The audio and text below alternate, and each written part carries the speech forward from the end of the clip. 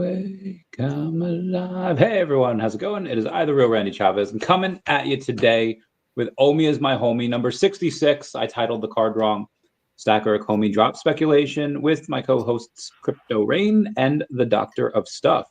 How are you doing today, gentlemen? Fantastic.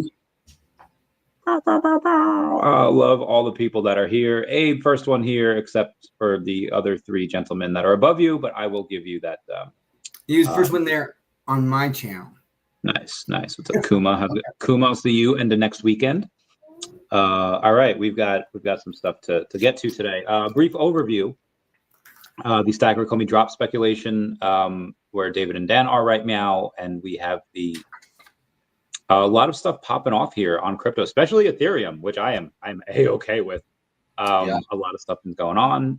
I think Moonbirds are at like a $13,000 floor, and the VeVe NFTs have stayed kind of steady. What are your guys' thoughts on just the week in general from crypto from last Tuesday to this Tuesday? ETH running is usually a precursor to the altcoin rally, which may mean that it's ready. I mean, yeah, I'm with Rain.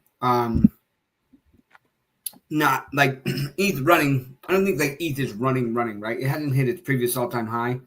I think that it's still got to hit that and then go well beyond that before I start saying, hey, like I think altcoin season is coming, right? And what's been interesting though is typically like, well, last cycle NFTs didn't run into like ETH was at its all-time high before these NFTs started running. So it'll be really interesting because we have, like you said, Moonbirds, right? 13K floor, but ETH hasn't started running yet.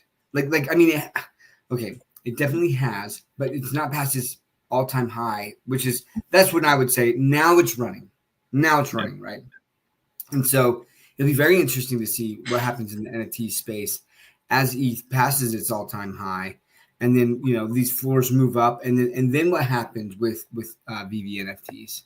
But this week I definitely felt like a lot more. Like it's interesting when I jump onto crypto Twitter. I feel like you can sense what people's sentiment is. And I feel like this week it's been a lot more bullish sentiment just in general in this space, and then we started to see some prices kind of go up. Bitcoin almost hit its previous all-time high, got pretty close. So yeah, that's where I'm at. Bitcoin dominance is falling, and I think it peaked out already. So it hit a almost 66% dominance just like a month or so back, I guess June, so 2 months back, and it's fallen down to 60%. I think the high of its dominance was there. Now, what's funny is historically, as Bitcoin's price falls in dominance, that doesn't mean Bitcoin's price is falling. And I expect Bitcoin's price is going to continue to climb. I just think more money is going to start going to ETH and some of the other altcoins. And so, like Doc said, watch for ETH to break previous highs. It's not far away from that. Now, it probably is going to play around at that level, like hit it and come back down a little bit. But watch for it to break solidly above that, and that may signal the altcoin rally. A lot of what we do in crypto is patience, because we're just playing the odds here. We're just taking risks.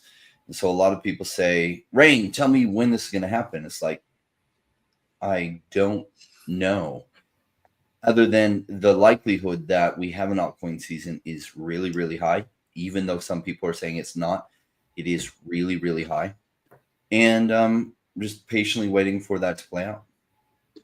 I wish I would have, I guess it's good that I didn't do this. I wish I would have taken like a screenshot of all the people that had said, guys, NFTs aren't coming back. Like they're dead. It's one cycle. But I mean, part of me is happy that I didn't do that, because it's like, what does that prove? I mean, it proves that they're wrong and they shouldn't really be listened to, or at least, hey, they don't have a perfect track history, and people are. Rexel, hi. Hola. Hey, How are Tao. you? What did We're he doing say? good. We're chilling. We're getting this bread. Talking How's your about the cut macro. back? It's better now that I've done the inverter. I did it every day, multiple times a day, up until last week when I had a wedding to go to in New York. Back was pretty okay for that, and now I'm back on it, back on the diet, back on the no drinking, back on the trying to get a little healthy. What about yourself? Are you sure that's what the 2 fist bumping means? I thought it meant something else. That's very healthy, though. Yes, that is healthy. Multiple reasons, but yeah, well, Both are healthy. ready to get this bread. Ready to gentleman does not entail. No. Yeah. Yes. Yeah. I went to a what was he, the rolfer guy? I was having I felt like my glutes and my hands were like pulling away from each other. And it was just from like all my workouts, but it was I couldn't walk. And like he 2 sessions was like, but it hurt. He's like pushing on what is it called, the psoas? Yeah. And he wants you to like lift up your knee, and I'm like, yeah, that's not gonna happen. Right? But then by the end of it, you're like your knees like all over the place. You're like, how in the world? But yeah, it was really good. You might benefit from that. I'm gonna go give a bunch of things a shot. Feeling better, so I'm feeling I'll get it. We'll do it. You know We'll what get out to happens you though guys. is when you start to feel better, and then you're like, I don't need any of that, and then you go do some stupid crap, and then you're like injured again. Kind of did that this weekend on the dance floor. Yeah. Yeah, that's me. I'm like, I can go totally run like 12 miles. It'll be fine. I can't wait to start. I can't wait. Jump rope, run, hit the heavy bag. Oh my God, I'm gonna get so freaking hot. I cannot wait. Little vain of me. I've never felt that way about jump rope, like ever. Oh, I love it. I love that shit. She really likes hitting the heavy bag though. Same thing. I like to run. I do too, but my back and my hips can only do it for so long. So I could run like pretty fast in like a half hour, but after that it gets. Oh, jeez, that's pretty good running for a half hour. Yeah. I mean, I can't go that many miles. Like, I don't know. We usually just do the 3, but we did like 7.5 miles, and I was like, I totally could have run a half mile in the time we walked to this thing, but I could have. Nice. She likes running. Yeah. I'll totally go when I get back into shape. I'll totally go running with you. I will not be doing 12 miles. I can do a few, but that's about it. I have a half coming up in September. You're welcome to join her. That is all you. I could not. I mean, my muscles can do it. My wind can do it. It's just the joints of the hips and the back. It just is not able to. This one's all downhill, but I've done it for like 3 or 4 years in a row now, and it's nice. Wait, like actually like running downhill? Most of it, yeah. Oh, I do not like that. Oh, I do, because I can just fly past people. I'm like, so long, sucker. Like I just like passing everyone. It's awesome. It like does something for my ego. I wonder if anyone ever does that with like Heelys, the little like wheels that were in like your shoe, and then they just like get the best time ever. I feel like only you might think of something like that. Probably. So we're going to bring Raxel back on track for our crypto show rather than running extravaganza show. He told me to come say hi. That's what I like to talk about. Oh, yes, of course. I brought food, though. Yes. And you're coming to Vegas, right? I'm coming to Vegas, yeah. I just need the dates from all of you so I can put it in my planner. I can't wait for I'm bringing some friends to Vegas, and I can't wait for all of y'all to meet them. DesignerCon is when? We missed you in San Diego. I know, I fudged up. DesignerCon is on the 14th to the 16th of November. I might get there the 13th and leave the 17th. The 13th through the 17th? Mm-hmm. 14th through the 17th. Technically, he's going to be there on the 13th. He's going early. Well, it's 14th through the 16th. But I'm going to get there 13th and leave the 17th.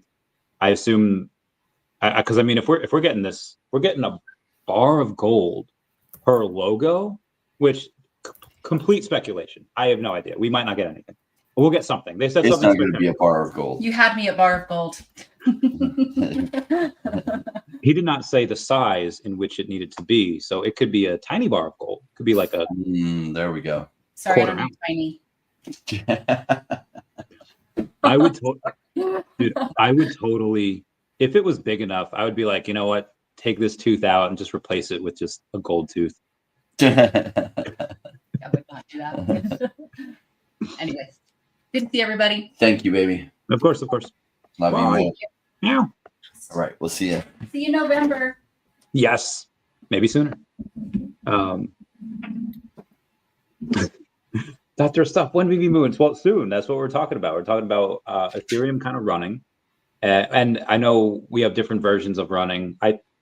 Going from April, and ETH has done like a 3.5, almost a 4x. You know, we're down like $1,200, I think, at one point. And ETH was at $900 in April? No, it wasn't. Oh, not in April. Sorry, I thought like yeah, not in April. Oh, but yeah, last time it went nuts. Went down like crazy. So I mean, for me, it kind of ran here, and obviously, Bitcoin is so much higher than its previous all-time high of 69,000. I think it depends on really what Bitcoin does.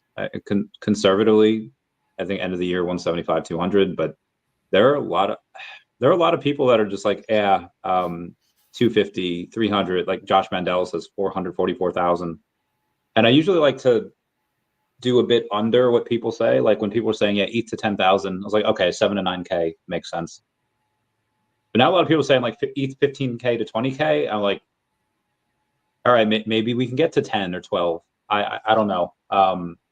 Obviously with that, depending on super cycle or not, depending on how long we have in this bull market. Kathy Wood says a year.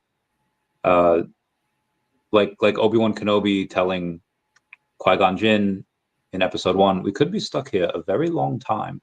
Like some of these prices could be down here a long time if Bitcoin and ETH don't have their blow off top until next year. I mean, a lot of people are expecting it in Q4 this year, which that would be great because then I get to have that sooner. But if it doesn't and it keeps going, that I don't know, it gets kind of crazy. I mean, listen, I can be patient. I've been patient for freaking 4 years already with all this stuff, right? Like, the higher the Bitcoin and ETH go, in my opinion, the bigger the altcoin boom will be. So, man, I would love it to stay lower longer. You know, had some significant major expenses this year. Yeah, not expecting that sucked. And so was not able to pack my bags near as much as I would have liked to. So if I have a little bit more time, now that those expenses for the most part are behind me, I would love it. I would love it. So, I mean, listen, I've got good bags, but would love to stack more. of course, So. as we all would. So one of the things that, I mean, my goal is still, a billion OMI, maybe multiple billions, depending on how much, how much other funds I can get from other deals or other stuff going up, how long it stays down here for.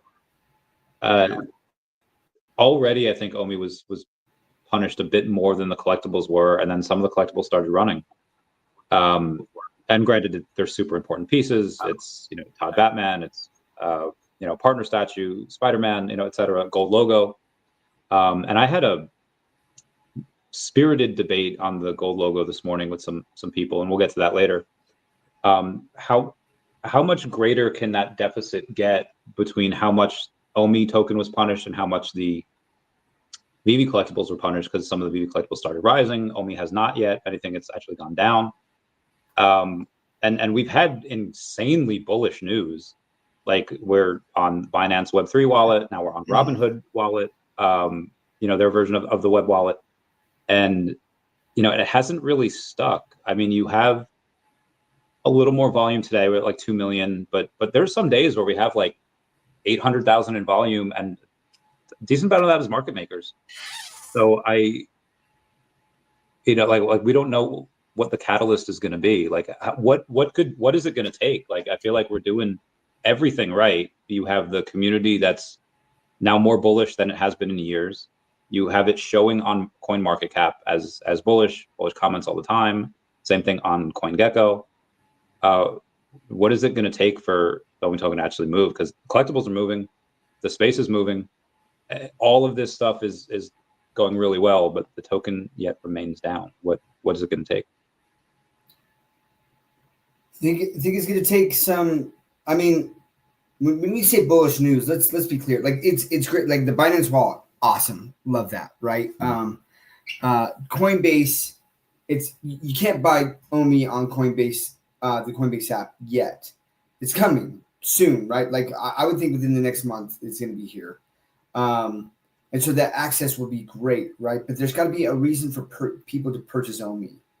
So, like that's it, and part of that is the narrative. I think when the narrative freaking hits, man. But like in the meantime, we see these pumps and people get all excited and then it drops back down and people are like, why? You know why? Because there are traders who hold OMI and they see this and so they wait for these pumps and then they just sell into that pump and then it drops back down and then they buy back and they continue to do that. Like there's some significant whales that are doing that. And so that drastically impacts the price when there's not a lot of liquidity, which, my understanding is that liquidity pool has not been increased substantially yet. We're told that it's going to, but it hasn't. And so with that comes that price, those price swings. And what's going to need to happen, right, is there's going to need to be bullish, something bullish that creates a pump initially that those traders sell into, right? But then it doesn't go back down. And then all of a sudden, those traders are like, and they're stuck, right? So they either got to buy at a higher price if they want to try to continue to do that, or they get washed out. They're just washed out, and they're like, I'm going to move on to something else because now the price has pumped significantly, and they're like, this is too risky. Those are the traders who are just looking to trade in these ranges. You know what I mean? And again, there's a decent amount of money that's trading in there with that. So. I think that there's going to need to be some bullish news. Let's see, someone's talking about like Stephen Duarte, right? Like I agree. Like this announcement that was made in June. What is happening? What's happening with that? And the latest I heard is in Spaces is now they're just like there was something holding it up. There's now no longer anything holding it up, and they're waiting for the right time. Like what does that even mean? There is definitely one thing still holding it up. I'm pretty sure I heard in Spaces that David said that whatever that one thing is no longer there. You and I can talk offline. Yeah, that's fine. Yeah. So Steven's not wrong in that most of the crypto community still isn't really focused on OMI. And until something bigger happens there where all of a sudden a bunch of people are like, oh my gosh, OMI, it's not really going to pump. And some people take that to mean that OMI's never going to pump. VeVe has a cool enough offering with their digital collectibles that celebrities are going to start flexing these at some point. And OMI, this digital collectibles narrative is a solid narrative within the crypto space. When I think about crypto and what I want to invest in, I want to invest in things that have a good narrative. Like what does cryptographical encryption and blockchain bring to the table for the space that supposedly this company's in? Well, you couldn't really have verified, authenticated digital collectibles prior to blockchain and cryptographical encryption combined, giving you legitimate collectibles that are legitimate in a marketplace where you can buy and trade these, knowing that you're getting the legitimate thing. So it makes digital collectibles viable. And these augmented reality digital collectibles are incredible with major brands that major celebrities could get behind on their own because their kids are playing with them. And I think that's exactly what happens. When is that going to happen? When the whole world wakes up to the Web3 revolution of like crypto, oh my gosh. And then they find this thing and then they start talking about VeVe. And then VeVe collectibles start to go crazy and OMI's token starts to go crazy. Prior to that, it could run sooner. I mean, OMI on Coinbase would be a bigger deal. But at the end of the day, it's really when this narrative hits traction that it's going to go crazy. And at some point, that does happen. In the last bull run, I guess it was actually the beginning of this bear run or bear market that we had. I had a vision of one of the Kardashians, like it was being on the show where they were like, oh my God, like I couldn't get this drop. Oh my God, did you get the drop? Like, and they were talking about the VeVe drop. And so I think that'd be nuts, bro. So it was on like their, I don't know if Keeping Up with Kardashians is still a thing. I don't know if they're still doing that. Yeah. But a few weeks ago, or like 2 weeks, whenever Ozzy died, I every night I would watch like a couple of minutes or of the Ozzy Osbourne show from the 2000s. And it was one of the episodes like Ozzy like having too much like artwork, having too much like whatever. It's like, oh, it's years of drugs and British on top of that. You can barely understand him, but it's just, he felt like he was burdened by all of his possessions. And I was like, this is why this is probably what that vision was trying to show. Like, you have so much people with so much money that they buy houses specifically for their artwork. And you don't need to do that with one of ones on the digital collecting space. And I feel like that will come to fruition at some point. Justin Turner, who was on the LA Dodgers years ago, is now on, I forget what team he's on now. He went at the game-winning home run like the other day. And I was like, oh, he's got an R2D2. And I remember just from years ago, he posted the R2D2 in Dodger Stadium. And I was like, I feel like that's coming back slowly, but steadily it will. So I think you're right. When Raxel was here, we mentioned the going to Vegas. And there are many people, I think including three of us, that'll likely skip New York, that will only be going to Vegas. What are your guys' thoughts on that? And I don't know if you guys are going to New York or not. I just know I'm probably skipping.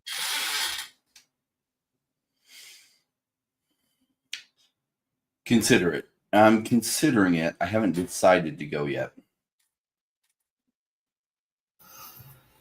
Yeah. Don't know about it. I would like to. We'll see if I can make it work.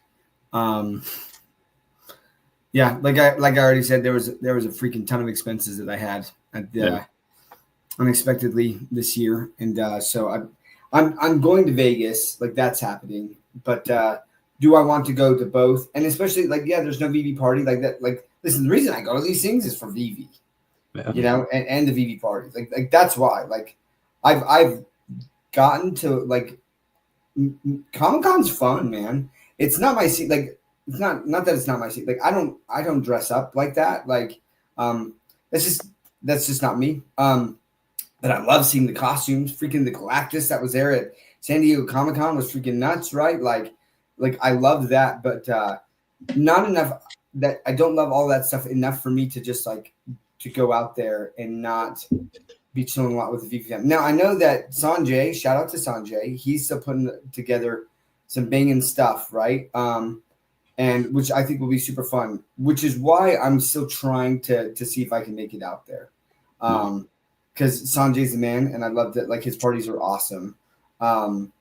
So yeah, like that's kind of where I'm at. But I think that, David came on Spaces and he was saying that, they launched at a decon kind of, right, like when they first showed up, and so they want to do their 5-year and do like a big hurrah at 5 years, at this decon in Vegas. And so that's where the big thing is going to be. So I'm definitely going to Vegas, and then we'll see about New York Comic Con. So there's a lot of this. Oh shit! There's a lot of the people that are. I wonder if VeVe's going to pull like, not, I don't want to say fast one, but when they say, hey, we're not going to have this party, but maybe at the booth at Comic-Con or at wherever. I mean, they didn't even have a booth in San Diego, so I don't know if they'll actually have a booth in New York either. But what if they get someone cool there? Like, I feel like all it takes is the one thing. Like, apparently San Diego was amazing, and apparently I'm sad I missed out. I wonder if there'll be someone cool at Sanjay's party, like outside of like the normal peeps we all expect, that is like, okay, we probably should have gone. Like, would it take like Johnny Depp showing up to be able to I don't know, like what's worth it? What's I guess we'll have to figure that out at some point. OMI-only drops. He had VeVe viral the other day. see if I can find it. The man posts so much. The man's a godsend. I love him. He's amazing. Yeah, he's doing the Lord's work over there. He had posted an idea for a drop. It was the only OMI drop that would be done on Stackr. Said, let's burn over 500 million OMI in one day. OMI spaceship on VeVe official via Stackr World. No gems, only OMI, and 100% of it gets burned. 10,000 editions for $10 worth of OMI each. 9,000 common, 950 ultra rare, 50 secret rare. I don't think this would sell out, but I do think it would set a precedent for like, hey, we are able to do this. We can do this whenever we want. And I think if they did something like this, it would look better if it did sell out. But definitely doing like at least 100 million in burns would be great. The rocket ship design, again, you can make a lot of these things with AI now. And I definitely want to go over AI and the lever in which it VeVe can use it with. But for right now, I'll just stick on the OMI-only drop. What are you guys' thoughts on it? They've been talking about it for a while. I feel like this is one of those things that they talk about and doesn't happen for X amount of months or years. What are you guys' thoughts? Fantastic idea. Especially if VeVe's using their own IP. What does it really cost them other than some artwork time? Right. So I love the idea. Yeah. I think that would absolutely go a long way for the community to see massive burns like that, right? I participate in it, but I would say this: if they're going to do it, and especially if this Coinbase thing is going to happen within like the next month, I'd probably wait for that. Because then it's so easy to freaking buy OMI and then just send it over there and to do the OMI-only drop that way, right? It would just be a lot easier for users. And, I'm going to put Foster to work here. He would have to put out an article kind of describing how to buy it on OMI, something like that real quick. And then like whatever, a video, however you want to do it, right? And to show people how easy it is to do that, right? And then to do that drop. But you better believe that I would absolutely participate in that. One, right? Like, and so like depending on how they structure it, I do think that they should structure it so that there's a good incentive, right? That there's good chasers.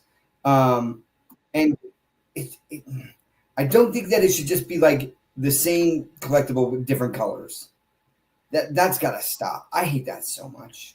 I hate it. So like it would have to be different things, right? Like it's not going to cost that much more to do that, like you said, with AI and whatever. But yeah, I think it would be so bullish for the community to just be like, we just burned 500 million tokens in one freaking go.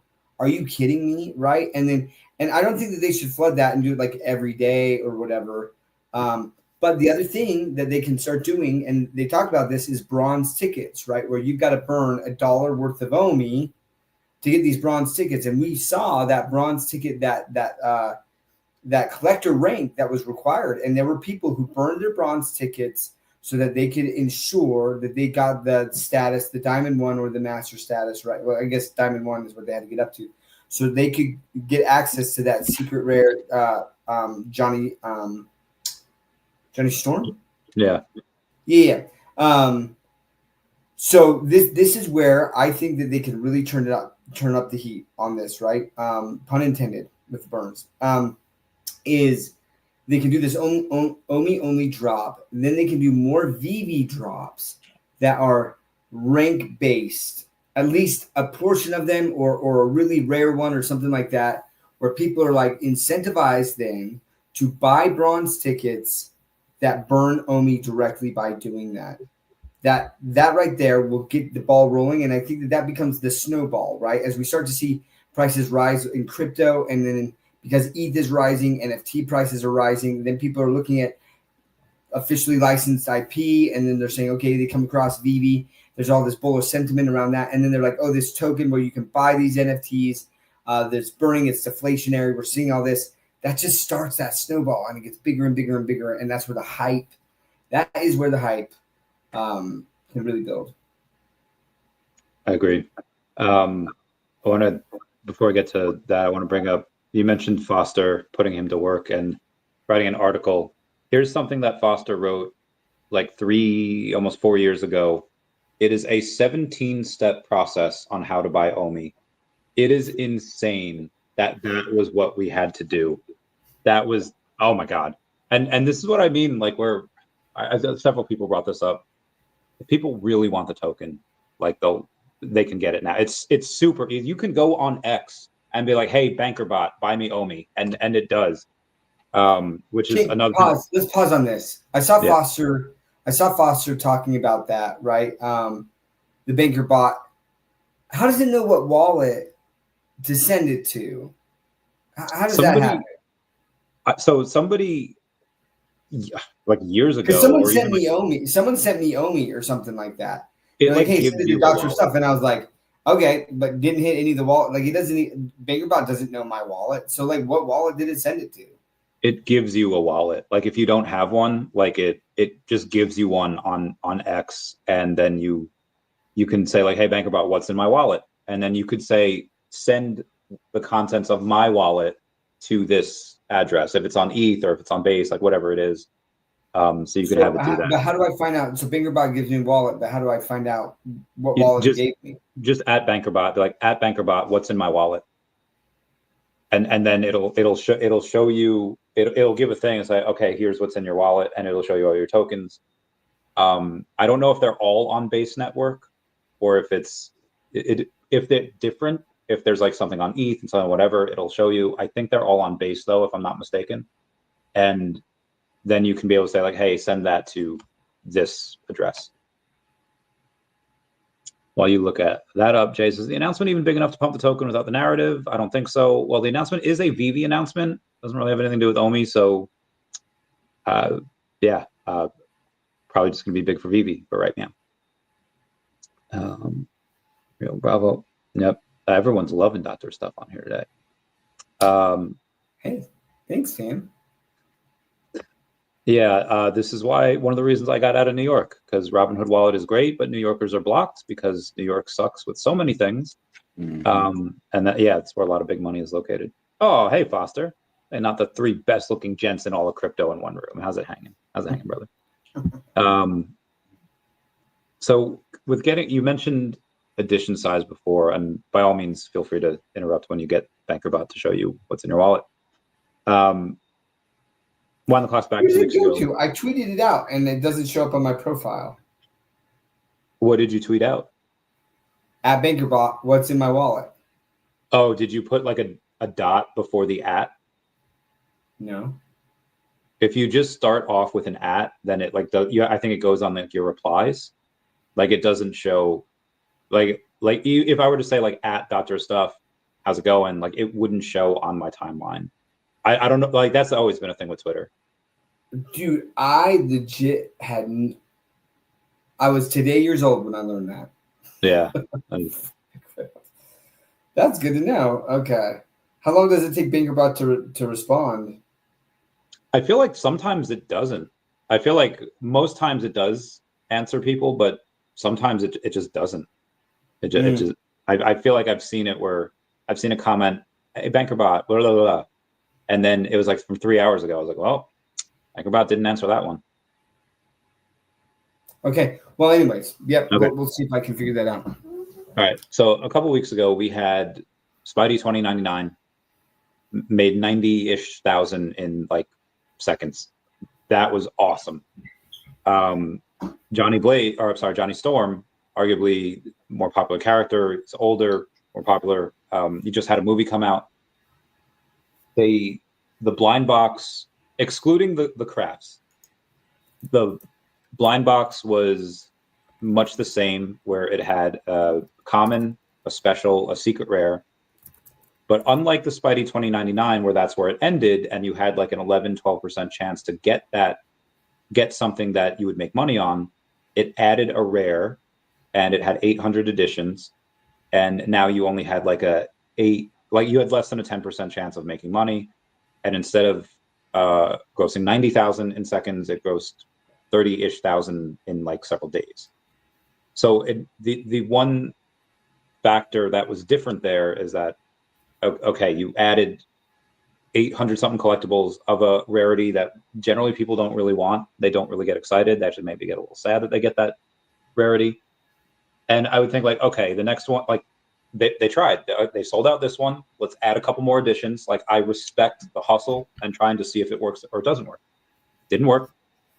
And then for Buzz Lightyear that they just announced, not only did they keep the rare, but they added another 1,400 editions of an uncommon, something that's typically like the butt end of like nobody wants that. And it would be okay if it's like, if it was a first appearance, I could understand that. But it's Buzz Lightyear's like third collectible coming out on here. They clearly had less success with Johnny Storm than they did with Spidey 2099, despite being a bigger character. And they took what was bad with that drop and they made it worse by adding another uncommon. And I know that there are weeks where they change the size edition of a drop a couple days before it happens. So there's no way these editions were made like 3 months ago. I think this is a horrible decision. I think they should definitely change that. I don't care that the uncommon is animated. I don't care that the uncommon through the secret rare is animated. Don't get me wrong. These look awesome. These look super clean. That chase is going to be worth several hundred, if not over $1,000, because of how amazing glow in the dark looks. But I feel like why do they do this? Why do they do these things? I don't know. I don't know, right? They talked about scarcity and like this. I don't understand this either, right? Because we got the comics and they're like, hey, we're gonna have this mini comics, and then whatever doesn't get bought within a month gets burned. Why aren't they doing that with the collectibles? That would make those way more scarce, right? And then what could happen, right, is initially maybe you get the rare, but there's not a lot of people who buy off the drop, right? And then they forget about it and it gets burned. And all of a sudden, there's not a lot of rares out there anymore. Like everything becomes way more scarce, right? And then when that happens, you get more trading volume on the secondary market, right? Because then people are like, "Whoa, these are more rare than I initially expected. Now I want the whole set, so I'm going to go out and buy it." So then VeVe gets more money from that. So like I think that would be a great way to implement it. And like we heard I've heard all this stuff like where it's like, hey, we want new users to be able to come in and there'd be stuff like in the store. And I'm like, they're not going to go to the store. They're going to go to the secondary market because it's cheaper in the secondary market than in the store. So they're not going to go to the store. So like, why not just burn stuff that's in the store? Because I mean, now listen, like once that happens, the stuff in the secondary market will go up. But what that will do is bring in more users. Because then people will say, hey, some of my stuff actually does appreciate, and it's not worth less than the drop. You know, Big A talks about this all the time, and it's true. Like, and we've talked about it too. You want users in, they've got to see that there is real value here. And it's hard to do that. It's hard to do that when you have significant drops or a significant amount of supply of a drop at a higher price point. So that unless you're lucky enough to get the secret rare, which you guys saw my post, man. I just like I'm a degenerate, right? Like, and I was going after like I can't remember, but I think I'd have to go back and count the numbers. But like I went after several comic drops where I just went ape, did not get a single secret rare like out of like 90 comics or something like that. Like just insane, right? And I was just like, you know what, man? Like I will own it, right? But like, I can't understand why my luck is so much better on candy, so much like, and everyone I see, it's so much better on candy than it is on VeVe. I still don't get that, man, and I don't understand how there are certain accounts that I look at. I'm like, you hit another SR. How many freaking SRs have you hit? Like that doesn't seem random to me. Like, and maybe it is, right? Like, but I don't know. When I add all of those things together, it gets to be a very frustrating experience at times. And so if you can limit the number of editions or you're going to burn, because I also like this. I like one of the concerns with burning is that if some of those special mints don't get minted, they get burned, they're gone forever, right? So, for example, with the Fantastic Four, and there was 4,444. There's 4 Fantastic Four. That's an awesome mint number. You don't want that to get burned, right? But what VeVe can do is just to say, listen, if for whatever reason after this market, after the 30 days, we will pick some special mints that we will then use as giveaways to make sure that those don't ever get burned, right? That they're still in circulation. Doing something like that, man. That again, like what it does is it brings value to the community who's still there through giveaways and all that stuff.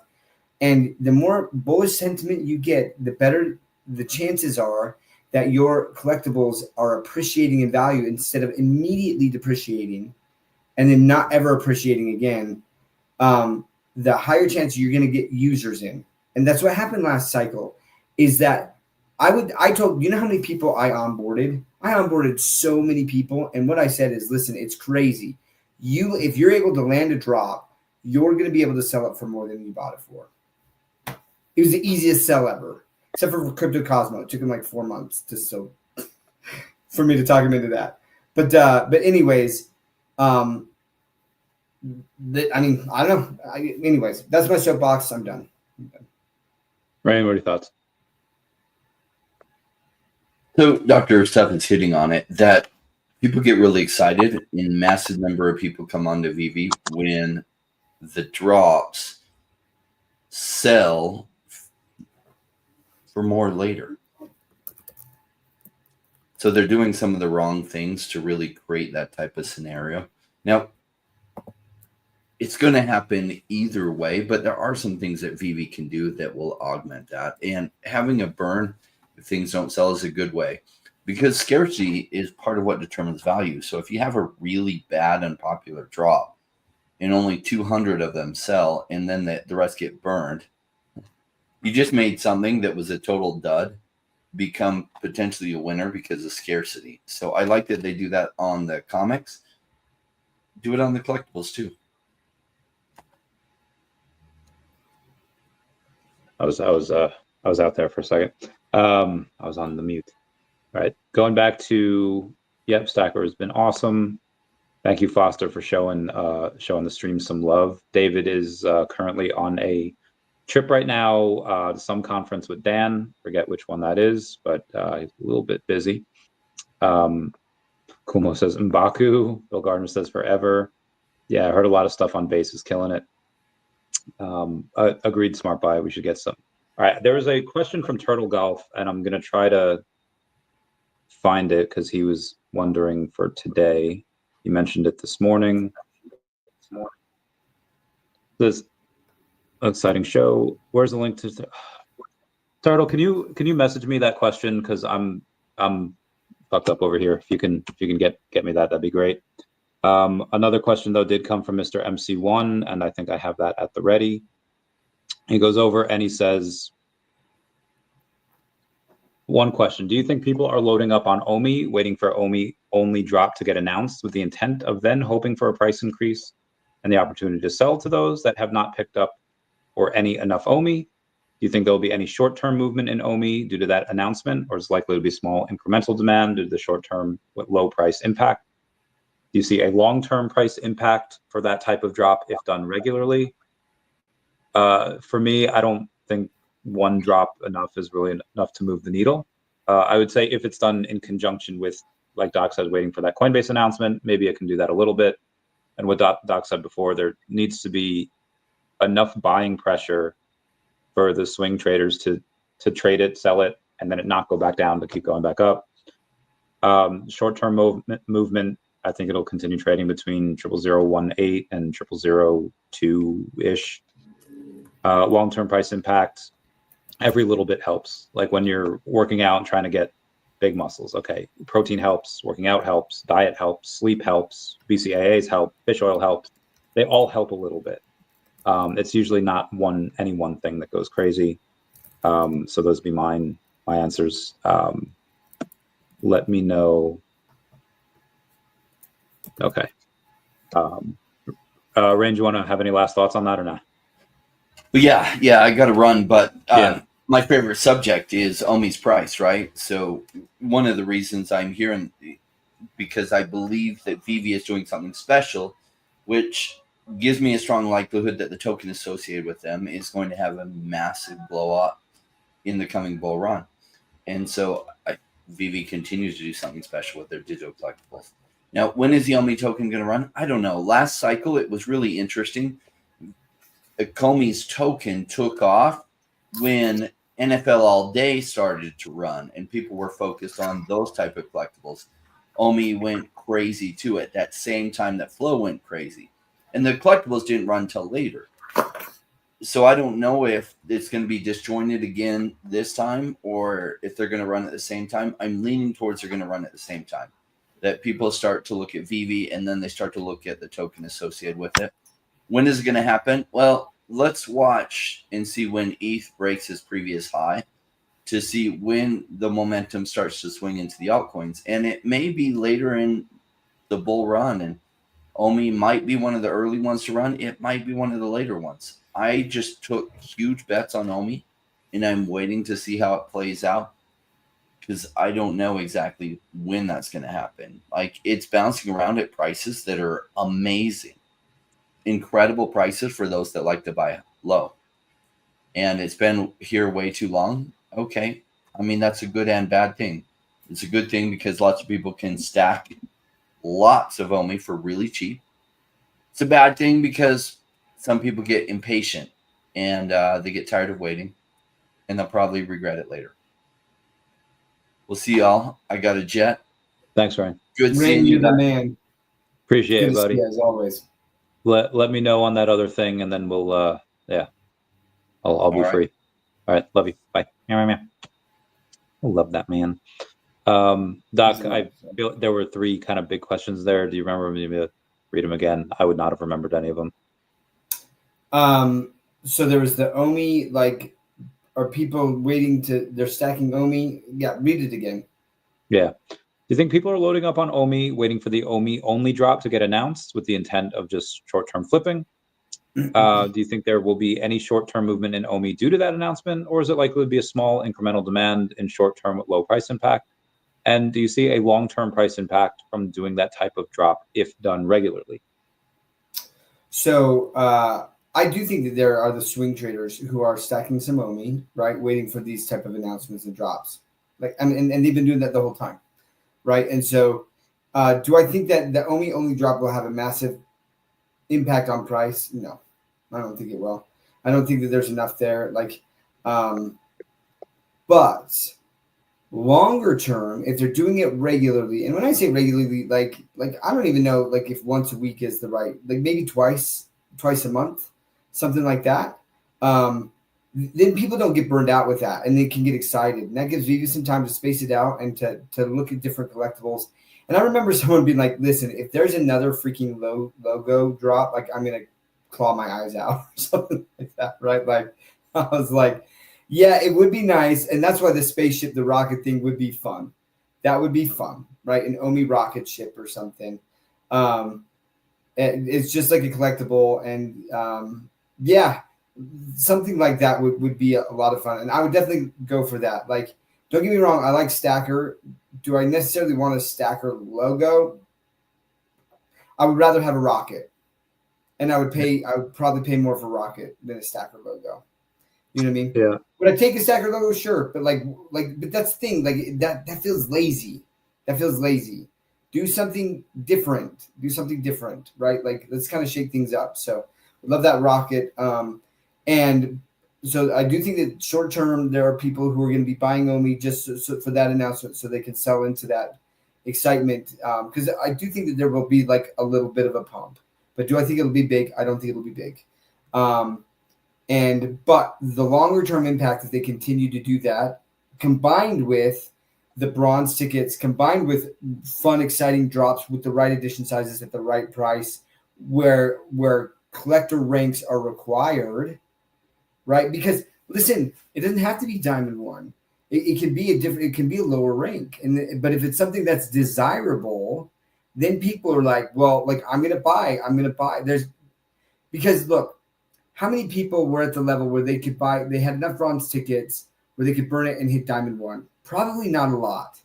But maybe if they were like, hey, let's hit this lower tier, and we know that there's a ton of people under here, and they can all buy it, but the risk is that you burn the OMI, and yes, you get the rank, but like you're not one of the ones who landed, right? But at least you got that opportunity to get something like that. But the only way to get that opportunity is to have that rank, and if you don't have that rank through just your stacks or your sets and stuff like that, then you can purchase bronze tickets to do that.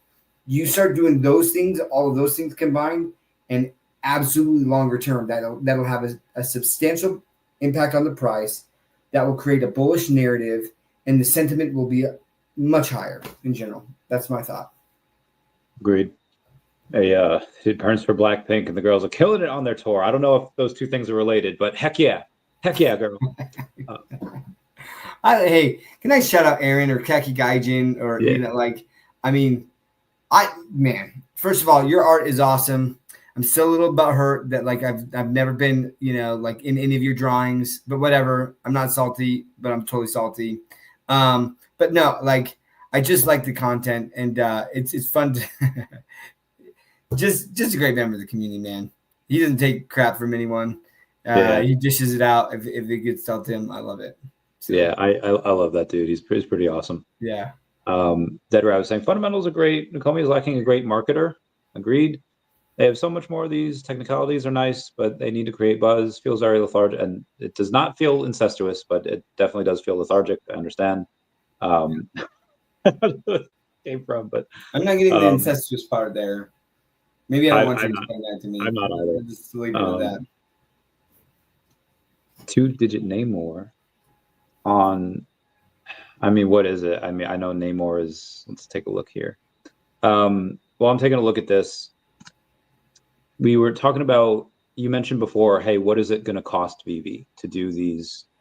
To do these like a rocket ship drop? It would just cost a person to do the art. How long is that going to take with ChatGPT now? Like ChatGPT 5, Grok 4, like 6 minutes to do 3 designs. Hey, give me 3 designs of a rocket ship with the OMI logo on it. That's it. Like it's going to be awesome anyway. Like again, you might have to tweak it to whatever, but I don't know. What are your thoughts on really integrating AI in with VeVe and Ecomi with that? So much so that it could either take away some jobs, it could save them a lot of money, really cut down on software as a service. I feel like any of these SaaS companies, that's why a lot of them gone down. A buddy of mine I ran into this weekend made a fudge ton of money shorting them because now you don't need it. You just have ChatGPT do it all. What are your thoughts on inculcating it into the VeVe and Ecomi ecosystem? So I think for like OMI specific IP or VeVe specific IP, I think it's great, right? Like there's too much, at least with the large IP, like they're not going to sign off on freaking like AI generated stuff. They want artists, like they want, but like for VeVe and like I wouldn't mind. There is some amazing AI art out there that people have even generated about OMI and VeVe stuff that I'm like, that's super cool. So if that can save them money, because obviously like if it's an only drop, they're not making any money from that, or if they are, it's very minimal, right? And so to cut down on costs, if they want to incorporate AI into that to help build out that model, absolutely. I don't think anyone is going to be like, well, that wasn't done by a real person, so like it's not worth anything. It's just like, no, if it looks awesome, it freaking looks awesome. Bottom line. So I absolutely think they should use AI if that's going to save them a lot of time and money to do that. And then it makes it a lot easier to do like more regular drops twice a month. Yeah, that's my thought. Agreed, sir. So there's something that I think VeVe should do. You mentioned that you would, before I get to this, you mentioned you would take a rocket ship or rocket ships over a logo. Why? Because I have too many logos. I'm sick of logos. If there was, if it was, so it had nothing to do with like blue sky valuation. It had nothing to do with how awesome the rocket was. It just wasn't as a 4th or 5th logo. No, I mean, I love the rocket. I love the rocket idea, right? Like, I mean, So could there be something that they say like, well, what if it was a bike? Well, I'd probably take a logo over like a bicycle. You know, and like there's certain things that I'm like, okay, I'd rather take the logo over that. But like, I'm burned out from logos, man. You know, like let's get something new. And like the rocket ship, freaking rocket ship looked cool, and get it animated or whatever like that, where it's like, you know, like taking off or whatever like that, or like one lands on the moon or something, or crashes into the moon or something like that. Like that'd be funny, man. Like you could have some real fun with this stuff if it's just like, you know, your own IP, do whatever you want with it, right? Like or maybe the secret rare is the rocket crashing into the Stackr logo. Oh, that'd be dope. Then you can incorporate both of that. Like I would love that. I would freaking absolutely, I would want that, right? I do feel like that in the VeVe verse would be not great. Just because, like, you know, there's going to be some trolls that are going to put 2 Avengers towers right next to where the Stackr logo is, and they're going to have the rocket ship going into the 2 towers. Like, I know people are going to do that. Anyway, my next question. Like, I mean, they do stuff like that anyways. That's true. You know, like, good point. So, yeah. So the reason why I kind of want to get on this is because I am very petty. I'm so petty that one time somebody was just constantly on like the feed or like every piece of social media I have, just call me clown, call me trash. And that was their VeVe name. Their VeVe name was the same as what it was on YouTube or on Twitter or whatever it was. So I took a look at his profile, found out that he liked either the Marvel Mighties, and it was like number 123 or 333, like whatever it was. So I go to the market and I take a look at a bunch of these Mighties, and I think I pay like $100 for a Mighty that was clearly not worth it. And I did it because on his profile, he said, I am the master of these numbers, whatever they are. And his goal is to collect all of them. So I paid like 30x what the floor was for this mint number, just so that person will never be able to complete their collection. And I'd do it again too. And the reason why I bring this up is because that's so good. I think VeVe, Ecomi, Stackr have a very unique opportunity here to say like, hey, let's have these like OMI shorts. Let's get a water bottle that says haters tears or fudders tears or fudders crying. And like, if they could just troll that, I would pay more money for like a water bottle that says like haters tears or fudders tears and just like have someone drinking it than I would for a cool looking like rocket ship. I would do that just to spite the haters. And I don't know how many people are like that. Hopefully a healthy amount of people are not like that, but I feel like they are. I feel like a couple of people are like, yeah, let's really stick it to them. What would you do? How petty are you? is that something that you would pay extra for? Be like, yeah, fudders tears, or like, dude, hold on. I'm gonna look this up. I gotta see something here. I'm not perfect. I'll just put it that way. You know, might I fall into some of that wanting to do that? Yes, I would. I want to see if I can buy a Fudders Tears drink. If someone has made something like that. Because I just wouldn't put it past someone to have made something like that.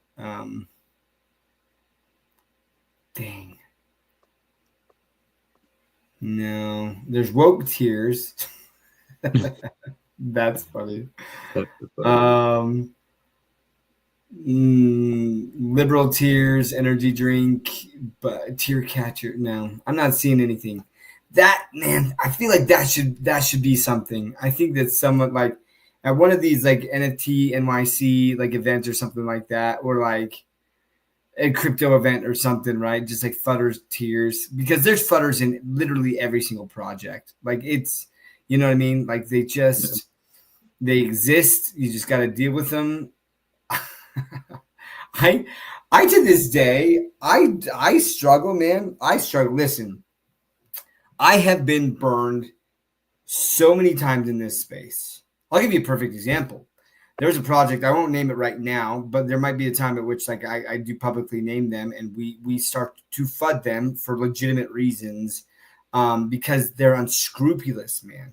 These VC deals, some of them have just turned out to be just insane. Like this is where I think you need regulation, right? Because these people should literally be just sued into oblivion for violating so many of the contracts that they sign. It's like the contracts don't even mean anything anymore. But what had happened is we invested in this company, right? They took our money, and then right before the drop, they actually refunded several different VCs, but they did not refund our VC.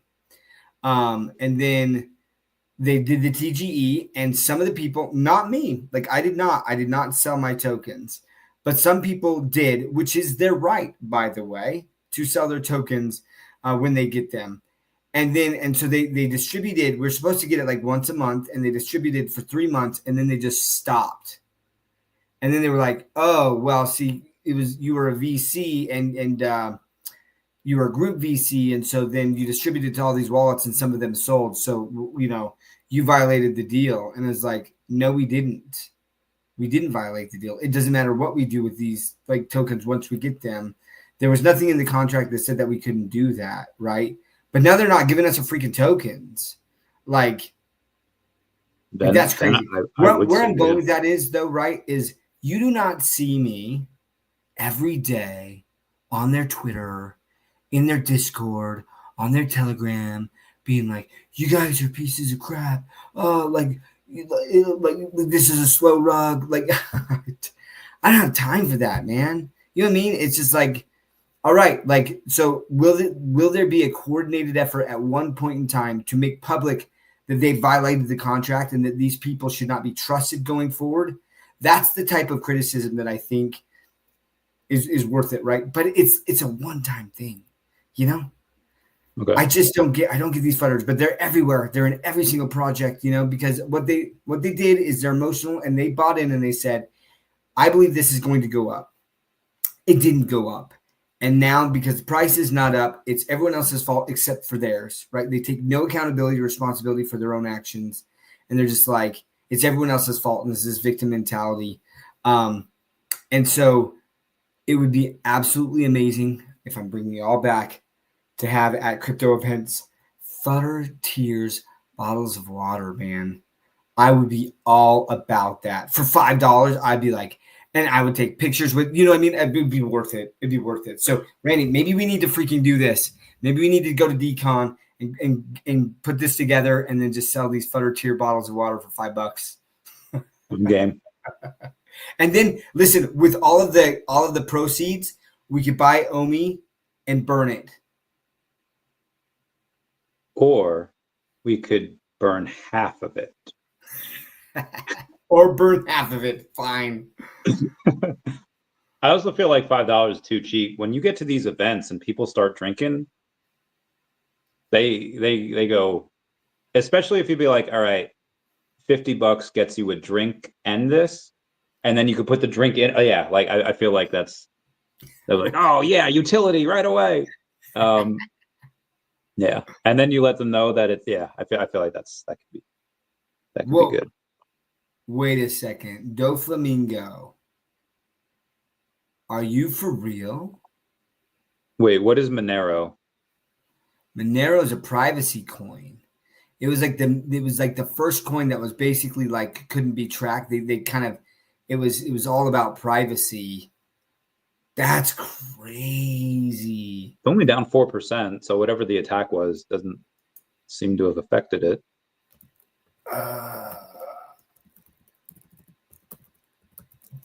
Hold on just a second. Take report XM. Okay, do you know what? Like now, I don't know if they were able to like. It depends on the 51% attack. It depends on what they were able to do in the time frame in which they had 51% of the nodes, right?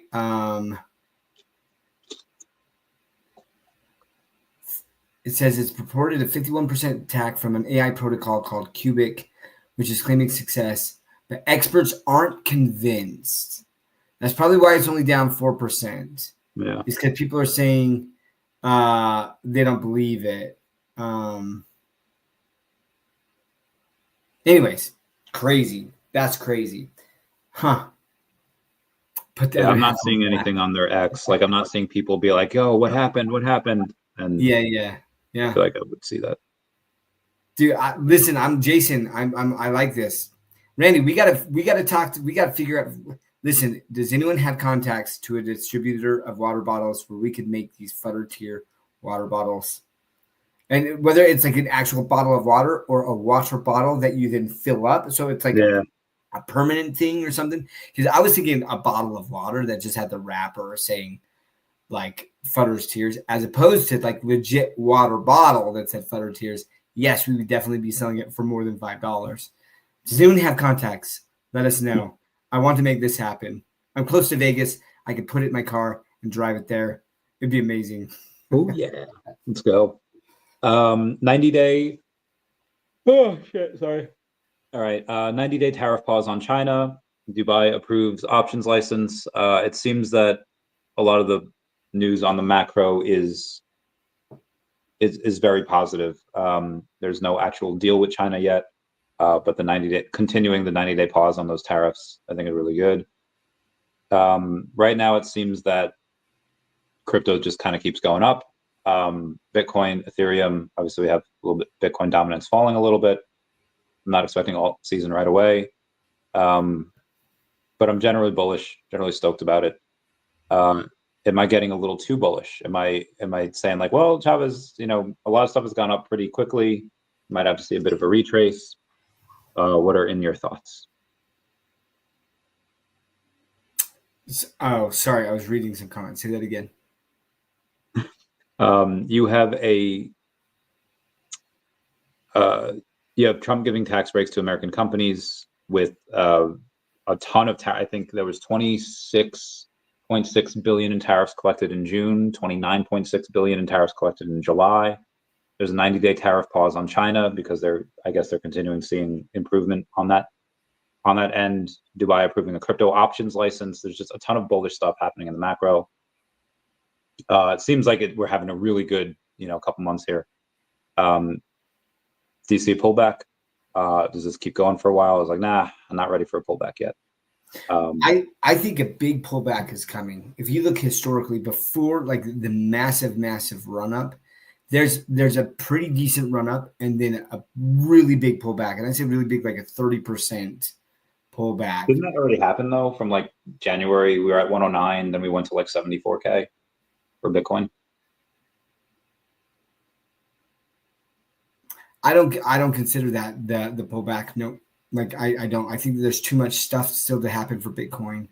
But you're right. That was about a 30% pullback. So I could be wrong there. I don't think that's it. I think that it's going to be a bigger amount. They're going to draw more and more people in at this higher price point before it goes ballistic. Because like I said, man, like there are a lot of and listen, I can only go off the information that's been put out, right?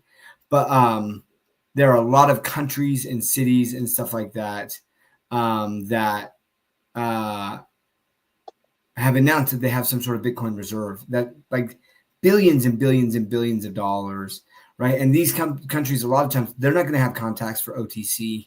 They're going to be going to the market to do that. So I still think that Bitcoin has some room to run. And ETH with all of these like ETH treasury setups and stuff, like I still think that there's a lot more to go there. So I think that pullback is still going to happen in probably September or October. October typically is kind of like a rougher month for whatever reason. It like runs up and then October is like this pullback, and then we could see it shoot up. So we'll see. Yeah. But that's my thoughts, is that there will be a pullback, a bigger pullback. Copy that. No DEVVE news as of yet. I mean, they're None that's official, none that I can report on as of yet. We'll keep you posted. I might get a little bit more next month. I mean, I should definitely get a little bit more next month. Moving on here for the rest of the VeVe stuff. The Fed does start rate cuts in September, so I feel like any type of I don't know if that's really. That's not guaranteed. That's the talk. It's very possible that they don't, but I feel like with like a 98% chance on poly market, probably going to happen.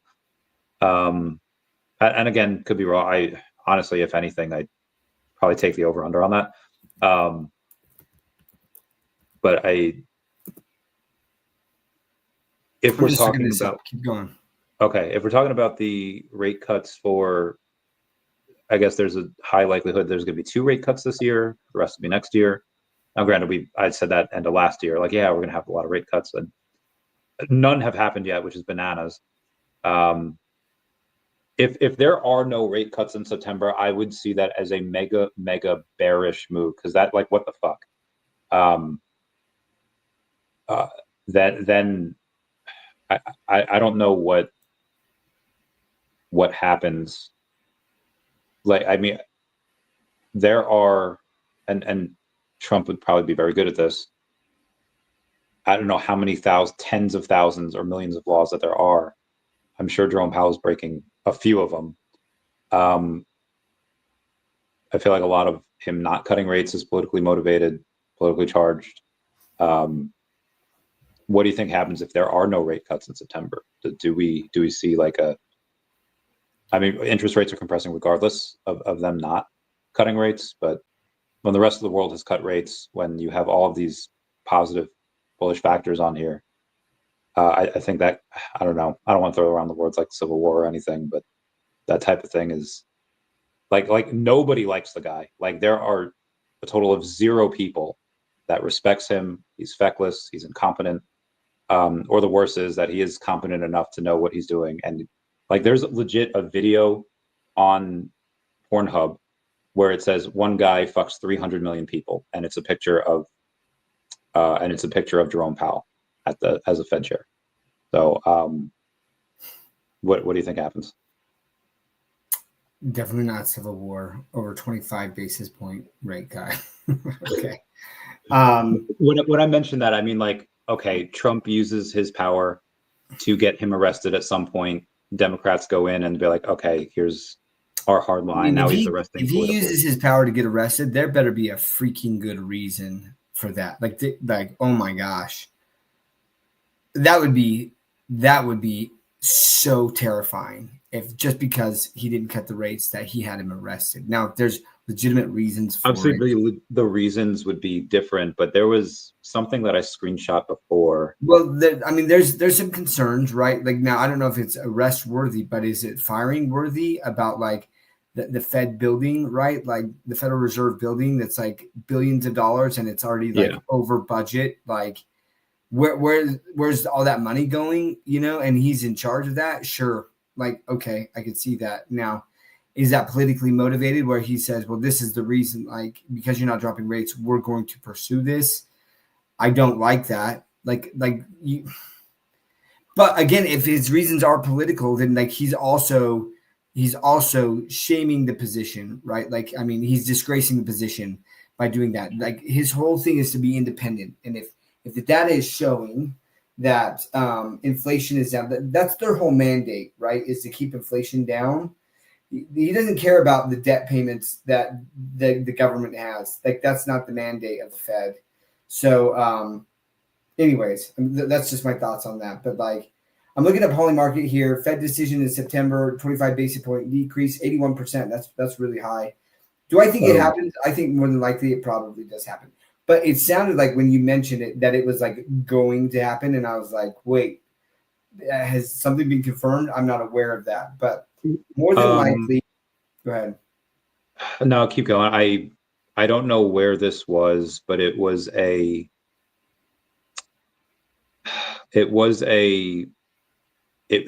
poly market then. Does CMC mean anything to you?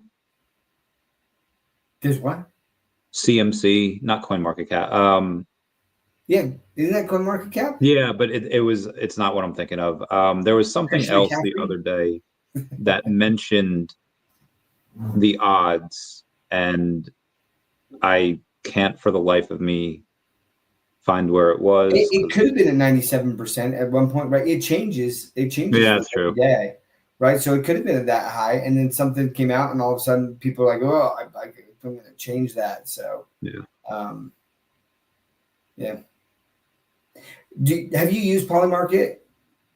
I know that US people can't, but like, I mean, you can't do VPN, I'm guessing, right? Like, I've never used. I just look to see what the current bets are for certain things, but yeah. I've never like used it. If there's anyone listening right now, and they've used Polymarket, I guess what I want to know would be interesting is, if you make the bet, can you change the bet before the date?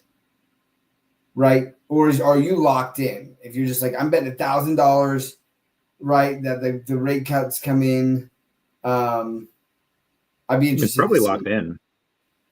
You could probably make additional bets on top of the one that you already did. That'd be interesting. Yeah. But we shall see. So David he could not come on this week because he's actually flying to Crypto Winter 2025 event in New Zealand. He will be on stage with it's New Zealand success stories with Brian Ventura hosting David Yu from VeVe, Mike S from Immersive, Andy Higgs from Futureverse, and Paul Quickenden from Easy Crypto. So he'll be on there. I don't know if this is really that big of an event. I hope it is. I hope they get some traction there, but that seems that'll happen on the 14th. So he's flying now. That's why he could not be with us. Well, it's great that he's speaking at a crypto event, or that he's going to those crypto events, right? Like that's important. Let's see. Oh, sorry, just real quick. I'm just seeing something. You're good. I'm just sending you a message real quick on that. Okay. All good. Cool beans. There is... You have J-Dubs that said that he had bought 100 million OMI recently, bringing him up to 400 million, saying that the last 3 years was not the time to buy, but it is right now. This is just another example of whales just kind of doing that dollar cost average, going in and saying like it feels different now. Time is not. I mean, granted, we've all said this for like a year. It's like, oh, I like the price where it is right now. 0006 seems pretty undervalued. 0004, 3, now 2. But now it's not just us. There's obviously multiple people that are going in and buying quite a bit more aggressively, partially because the price is lower, partly because people have extra money from elsewhere. I think that okay, cool. I think the people that kind of wanted to sell, a lot of them already have. The people that said, well, I'm just going to wait till it gets back to where it was and then I'm out. I feel like they don't have a ton of money. Like they don't have a ton of OMI where that's going to be a significant amount. Have you noticed anyone on the outside asking you about any type of crypto? Like people that aren't really part of Web3, like, hey, what do you know about Bitcoin? You know what? There was a little bit of time when Bitcoin was reaching its like new all-time high past the 76,000 or whatever it was. I can't remember. So this is the last year. Yeah, but like honestly, recently, even though Bitcoin is like way up from its previous all-time high, right? Like last cycle near the top, right? Everyone was asking me about it and stuff, right? So retail is still not here overall. Like they're not, and maybe it's because they got burned last time, and so they're like, and it's the same mentality of like they just wait and they just wait and they just wait until it gets so high. There's been so many confirmations that they're like, now's the time. But like that's always the riskiest time to get in when all of those confirmations have been had, and I just haven't seen that happen yet. So now what was interesting though is one of my coworkers who kind of he never like necessarily gave me crap, but like he never took it really seriously. We were on this chat and he was like, he said something. He was like, oh yeah, like I got, I have this Bitcoin ETF. And I was like, oh, ha, ha, ha, ha. And he's like, no, like I'm serious. And I was like, what are you talking about, man? Like, and I was like, what changed? So I think there are some people, but nothing like the masses really coming in. And that's where I think that we still have that chance where there's going to be a big run up. There's going to still be this big dip. And then because retail's going to jump into that run up and then they're going to panic sell in this big dip. And then it's just going to go ballistic. Yeah.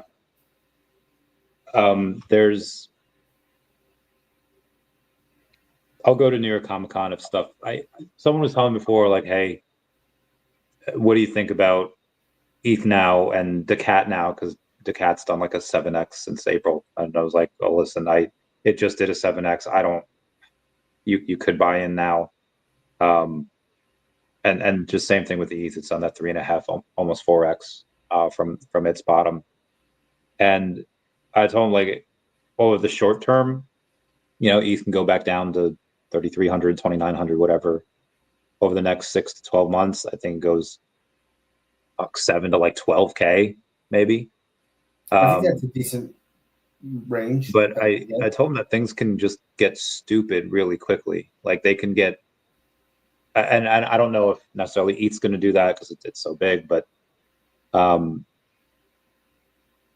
some of these altcoins that are like, I don't, have you seen anyone that's done like 100x yet? Or like, I assume you've seen like a 10x. Like, I think I've had 100. I did a 106x on that, on the token that I was extremely bullish on, and then the founders freaking screwed up. Oh, right? And Enter, or what is it called? Enter.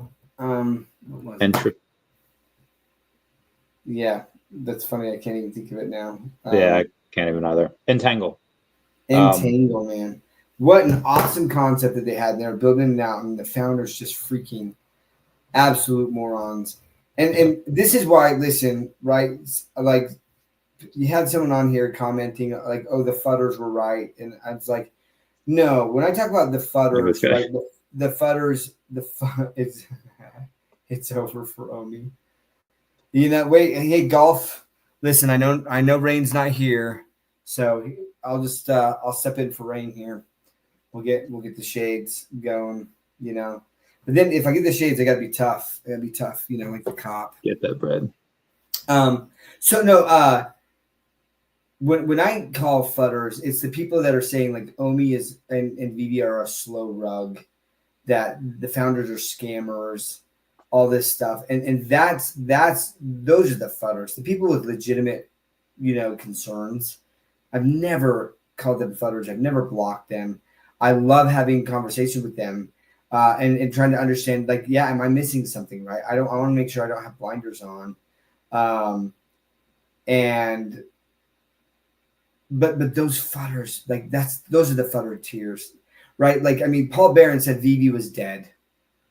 2 years ago now that he said that? But, I mean, that guy's also paid by Animoca. Like, clearly, I know, but regardless, right? Like, you get these people, and they're saying like it's dead, and I'm just like it's so emotional. And so when they're like, oh yeah, like the fudders were right, and I'm like, listen, there were some people that, like, I wouldn't say that they're fudders and saying like, hey, like the token could definitely go down from here.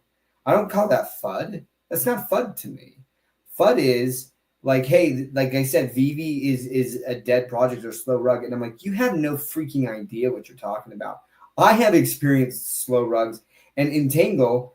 Like, they were like, oh, we got hacked. You know what I believe happened, right? This is just my opinion. I believe that the founders freaking hacked their own wallet and dumped those tokens on to do an exit and make some money out of it, right? Like at the end. So will I ever invest in something that guy who is doxxed raises again? Absolutely not.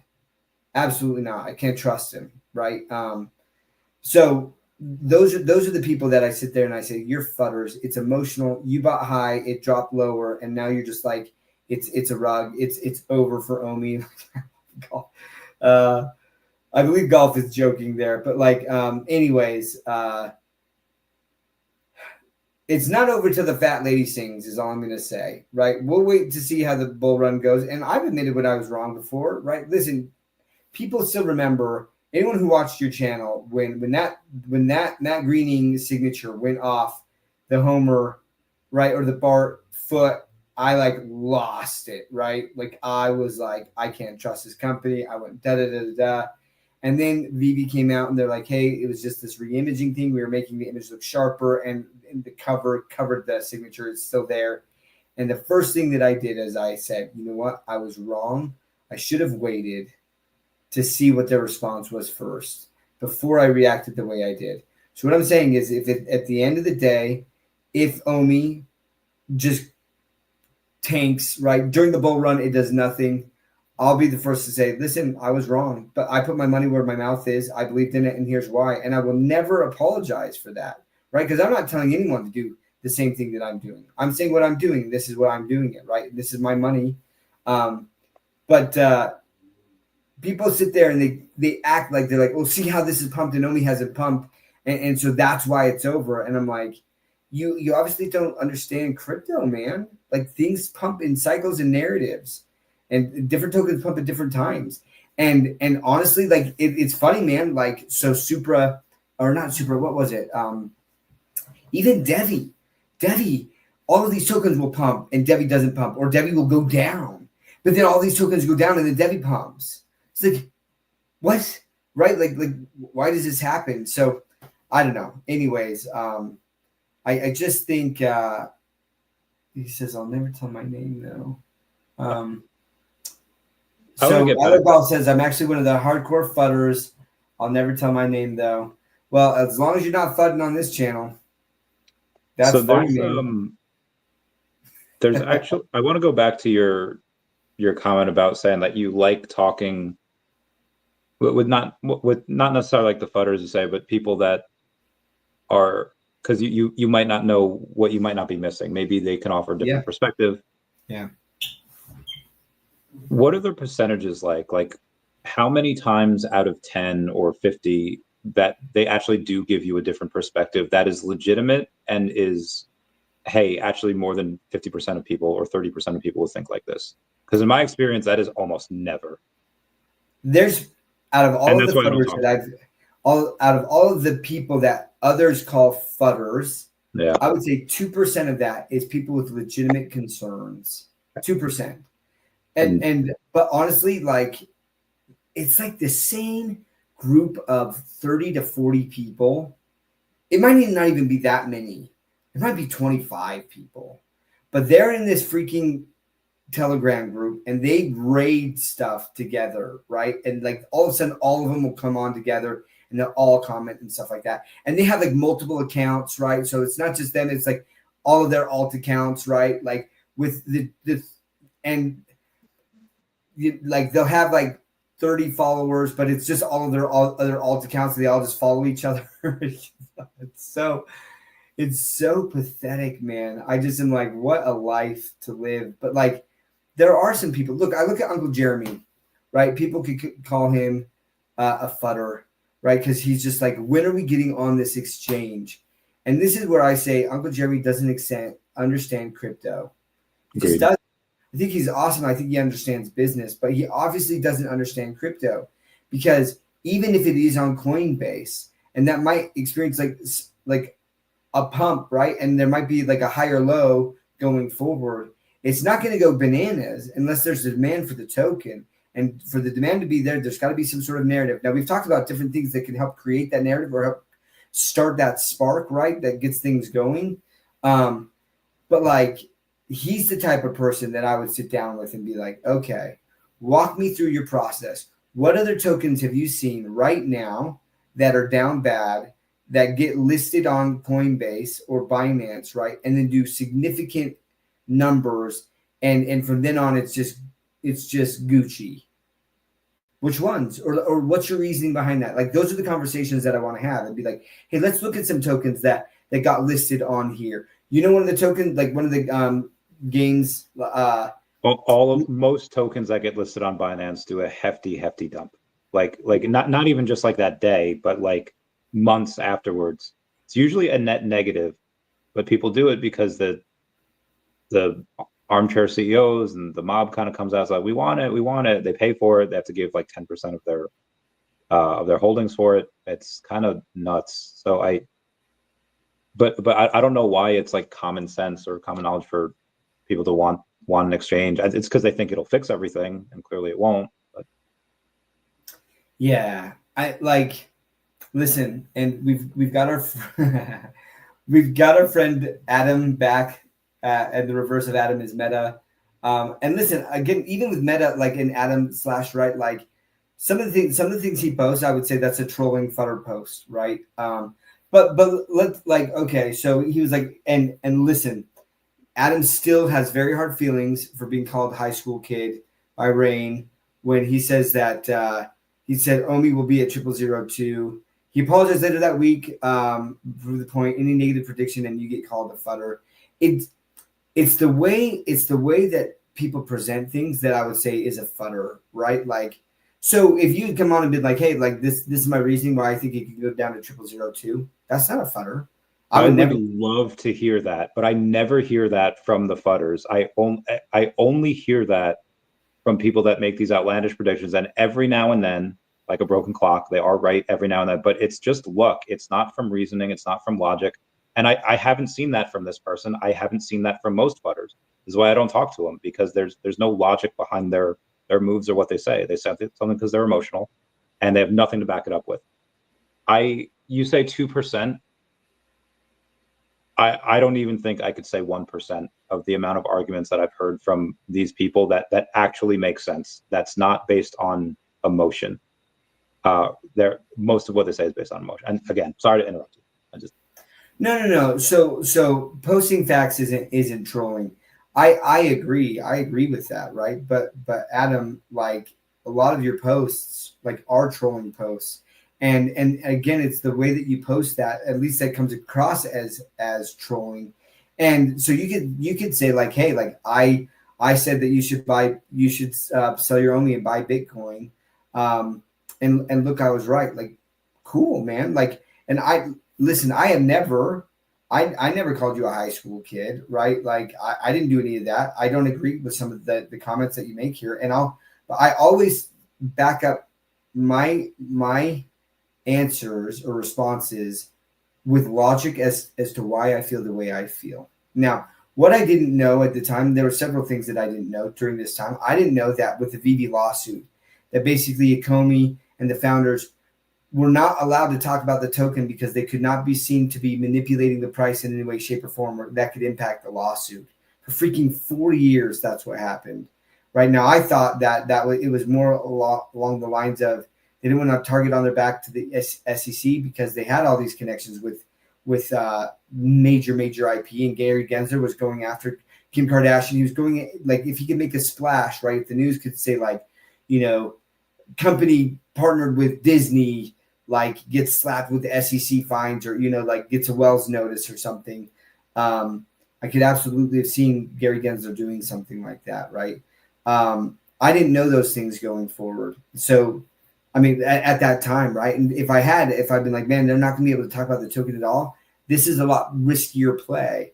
Did I know it was going to go down to 0002? No, or else I wouldn't have bought in at 0007 and 0005 and 0004. Right? I would have waited. And that's the point. Nobody knows exactly what's going to happen. I mean, at least not consistently.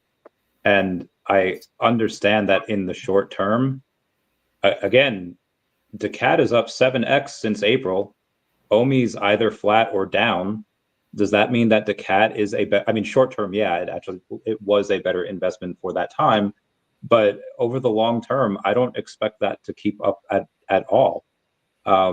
So you can cherry pick pieces of data and say, well, from this date to this date, I was right and you were wrong. And yes, you are correct from that date to that date. But over that long enough timeline, I'm going to trust me over someone that can be perceived as trolling, that will never give their own name. Like I feel like a lot of other people that kind of troll kind of do so with no consequences. Whereas what I say has all the consequences because I'm fully doxxed. So let me just address this one thing here. Yeah. So Matt, Meta, Adam, I can't remember a lot of the other names that you used. It's still TBD, man. Until this bull run is over, it's still TBD. That's all I'm going to say, right? Because again, there were people that were like, you know, Cardano when it was at 70 cents, and people could have said, "Hey, sell your car for Cardano at 70 cents," right? And then it dropped all the way down to like, was it like 4 cents? And people could have said, "You know what? Look at you're down 95% on this. You're an idiot, right?" But then during the bull run, Cardano got to $3.50. So if they had sold their car at 70 cents and held that whole time and then gone, they would have tripled their money. Now, could they have sold it at 70 cents, right? And then bought something else and made gains there and then bought in at a lower price? Sure. All I know is this. In the last cycle, I saw a lot of people that they were chasing those gains. They were like, hey, I think that this token is going to go down. Even though I believe in this token, I'll buy back in. I'll buy back into this token when it gets down. And then they didn't do it. And then they were like, oh my gosh, the token, if I would have just held, it went at 200x. It did a 200x. And like if I would have just held, but like I was chasing these gains, right? So again, you can pick points in time. Like this is like you're right, Adam, with this one. So you said quadruple zero OMI, and we're almost there. We'll see if it hits that, and you could be great on that prediction. I would love to see some of your other predictions. I would love to see what that logic was based on. Yeah. Like, so anyways, these are good conversations. I don't mind. I think it's so important to have these types of conversations. So you predicted 4 zeros back in 2022. Why? What led you to believe that it could get all the way down to 4 zeros? And what was your time frame on that, right? Because again, I think that's also important. Because if you're like, oh, well, it's 4 zeros back in 2022, well, it definitely wasn't 4 zeros in 2023, right? So people could have sat there and said, hey, you're wrong. But now, and technically you're still wrong, right? Because it's never gotten there. So this is the thing. I think that people, because we're on the YouTube channel, we're easy targets, and that's fine, right? We sit there and talk, and it's funny because we're just saying what we're doing with our own money. Would Randy, if he had a car, sold his car, bought more OMI at the time he told us to do that, he would have. He would have. Look what he's doing. Look how much OMI he's still buying, right? So, like, this is a difference between someone like, Crypto Lark, right? Who freaking he was getting paid all of these, like, to talk about these tokens in the token and then dumping it on his followers as he's talking about it. That's the type of crap that we need to get rid of. If you get a YouTuber who sits there and says, hey, this is what I believe, I would sell my car for it, and they want to do that, and that's something that they're doing. This is where people need to take responsibility for their own actions. And but like, yeah, you can sit there and say, hey, like, look, like I said, quadruple zero, and we're almost there. Well, we're not there. And so you're not technically right either. But were you right about selling OMI to buy Bitcoin like back then? 100%. And I hope that you did that and that you made money, right? And that's the greatness of this space, is we all get to do this. And so, Adam, man, start a YouTube channel. Start talking about this stuff, right? But I promise you, as you start to do that, you're going to be wrong on some of your predictions, and then you're going to have people just like you coming on with 14 different surnames or whatever, different names, and they're going to be trolling you and saying, you wreck these people and how dare you, right? Like I don't know what to say. We're imperfect, but we're just talking about the things that we like, that we're passionate about, and we're putting our money where our mouth is. I think that's the most that you could ask from a YouTuber. Speaking of putting stuff where your mouth is, I feel like words are being put in my mouth, because if you wind the tapes back like 2 minutes ago, I did not say, I said some of the things that you mentioned can seem troll-like, because they can definitely be construed. I never said you are 100% of a troll, at least not in this conversation. I probably said that before, just because of how you come off. One of the other things, Sean says, we were promised so many things. There was something else that he had mentioned before, saying, at what point do we hold VeVe accountable for all their lies? I assume this is why other, like Foster and O'Malley, had blocked you, is because are they lies, or are they like, hey, here's what we want to do, and then X amount of months later, here's why it didn't happen. And I understand that sometimes people need that to be explained to. This is why I have no kids. I do not have the patience for that. I don't. Doc, help me out here because I'm kind of yeah. So Uno Sean, I like Uno Sean, and he is in the group in what's his name's group that I've had some bouts with. That launched the Santa Claus token and did the Chuck to a Buck token. I can't remember. It'll come to me in a second. I don't know. I'm having a brain fart. And there's this Pump Claus? What's that? Was it Pump Claus? I remember. Was that a rug? It didn't pan out for a lot of people, but like I wouldn't call it a rug. I don't think a rug is when it's intentionally they pull the liquidity and they screw it.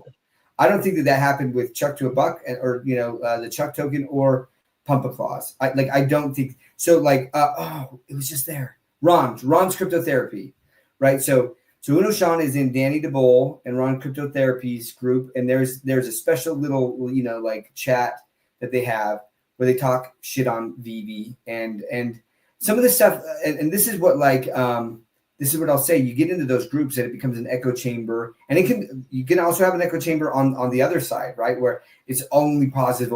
That's not healthy. That's not good for anyone on either side, right? But this is why I call it an echo chamber, Uno Sean. When you say all of the lies, okay, interoperability. That was one of the biggest things, right? I threw in a lot of money at the time when they were promising interoperability.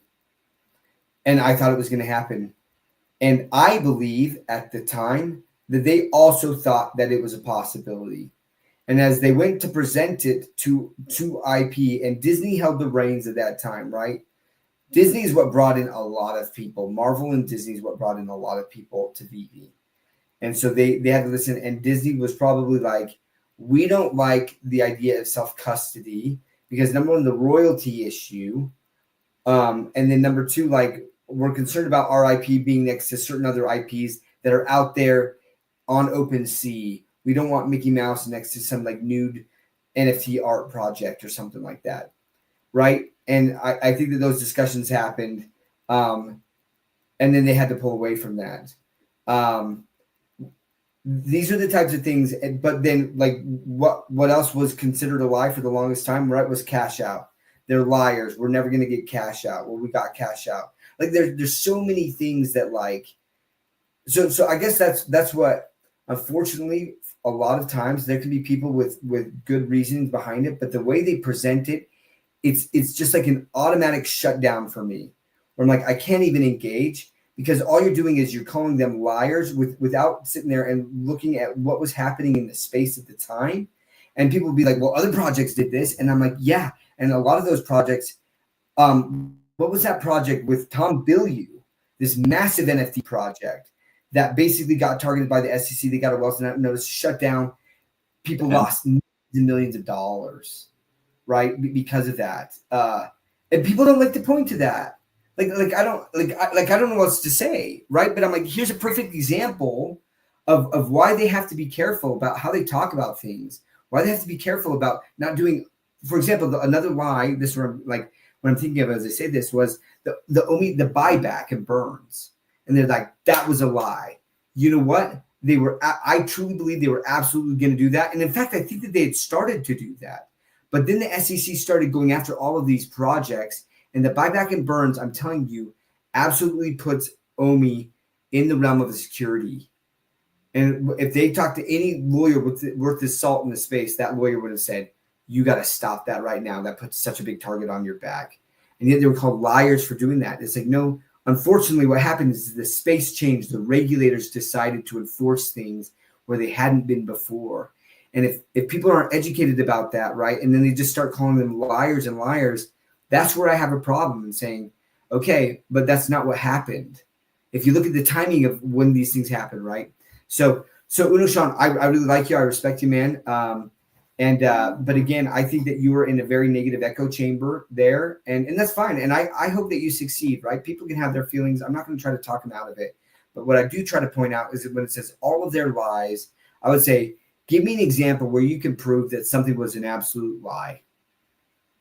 Do that, right? And then I can point out in that same scenario potential issues that were happening around that time that would be legitimate reasons why things shifted or changed. This is why Doc is the best of us, and Doc needs to do more videos and live streams, because partially because I've answered a lot of these questions already multiple times, and that's why I'm a little bit short with people.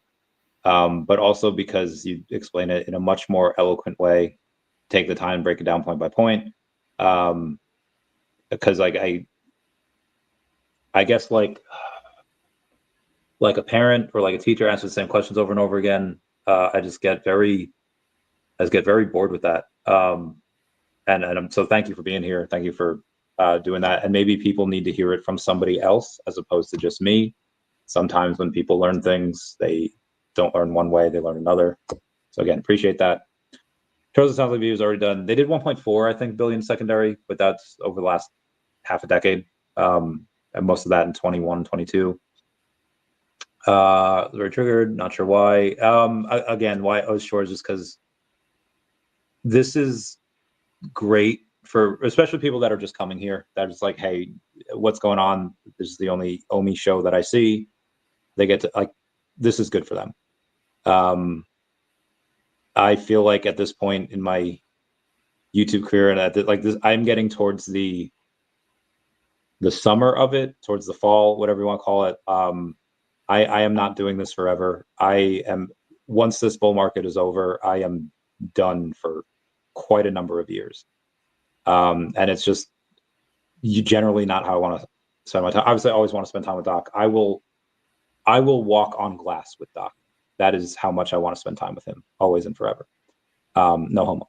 He was a little homo. But it's just it's just a lot of these stuff that I've gone over just over and over again. It's just like it's like earblood to me. It's like nails on chalkboard. Better giving Doc some flowers there, saying if everyone in your circle was open as you and not as quick to criticize, the space would be 100% better. I agree. Let me just say this too, Matt. Like, I'll also say that there are some people that, like, I mean, I've gotten fed up with some people out there. What are their names? There's like Nodes is one, and this other guy, because like they just go on. And here's the thing is, like, I can't even tell you the amount of times that I've just gotten personally attacked, right? In some of these debates, right? Where they just go after you personally. I will never tolerate that shit. Never. And no one should tolerate that. So if you guys are, and it's funny, right? Because then these people are just like, oh, you know, they're blocking me because, you know, like they're trying to dump their bags on you. They're trying to use you as exit liquidity. And I'm like, the fact that you obviously don't even know me. You haven't watched my YouTube channel. You haven't seen these interactions, because again, I love the conversation and I will absolutely hold that. But Sean, to kind of Randy's point, like, there is a point in which you're just like, I think I'm just done. I think I'm just done. Right? Like, I can't, like, you get this threshold. And that's like, I used to not block any of the quote unquote fudders, right? And I would have those conversations, but I'm to the point now where I'm just like, it's not worth my time. Now, again, I respect you, Sean. I've had interactions with you before. I've had good interactions with Adam. I see Adam. In fact, Adam, we need to play chess sometime. I see you on in the VeVe Discord in the chess section there, right? Crushing those daily activities. But like, so man, life is short. Again, I went through a lot of shit this year. Worst year of my life, hands down, worst year of my life. And I just realized that life is short and it's not worth interacting with people who are just going to treat you like shit, or aren't willing to have those conversations, like, and just be real about things. But like I said, like, are there certain things that, like, I'm frustrated about VeVe about? Absolutely. And I will never say that that's not that's not okay. I think that's important, but also realizing that no company is perfect. You know what I mean? Like, and I love what VeVe is doing. I love the IP that they're getting. I love the collectibles look so amazing now. Like, the quality has improved drastically. There is this positive sentiment. Shout out to Crypto Cosmo. Shout out to VeVe Viral. shout out to Randy and a lot of these other people who, and Foster, who's just engaging more or posting more. And this family is getting excited about that. Like, I love that. But again, guys, I appreciate like calling things out and saying, hey, we're frustrated about this. But comments like all of the lies, they're scammers, it's a slow rug. That's the stuff that automatically just, you lose so much credibility in my eyes that I'm like, it's not even worth having the conversation, because those statements are emotional and they're not backed by facts. Now, we could point out some things that like, hey, this hasn't happened yet, but I believe that they are going to work out a solution where there will be some sort of interoperability, They just have to be able to ensure royalties. Once that happens, I think that Disney and these other companies will sign off on that. So we'll see, man. Agreed. I'm going to echo Doc's call for saying like life is short, and I work from the time I get up till the time I go to bed. There is no rest. And I just, again, so Uno Sean, like I do not have you blocked on X, but I just X searched you real quick. And over the last couple months, I just saw like two people, like I won't call them out, but there was two people that you had interacted with. That's like, oh, hey, these are people I know I've blocked, and I know it's for spreading lies. And as soon as I see someone saying like, hey, this, these lies that what VeVe sound like, I either think that you are just a troll or fudder, which you may not be, which Doc says he seems to respect you. But then I go on your X and it's like, okay, he's replying to these people that I've blocked that are known liars, and it's just the company that you keep that I'm just going to associate with that, even if you're not. And again, I'm not saying that you keep that company. You talk to them all the time. It just happens to be who you replied to. And also, I don't get to talk to my friends. Like I do as often as I can, and I have to be very careful.